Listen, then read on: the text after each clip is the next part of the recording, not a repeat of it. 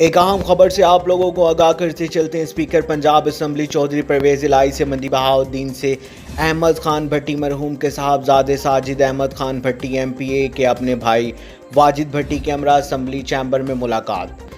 हाजी अंसर जावेद की रिपोर्ट के मुताबिक चौधरी परवेज़ इलाही ने वाजिद भट्टी को आइंदा बल्दियाती इंतखाबात में तहसील नाज़म फालिया के लिए पार्टी का उम्मीदवार करार दे दिया।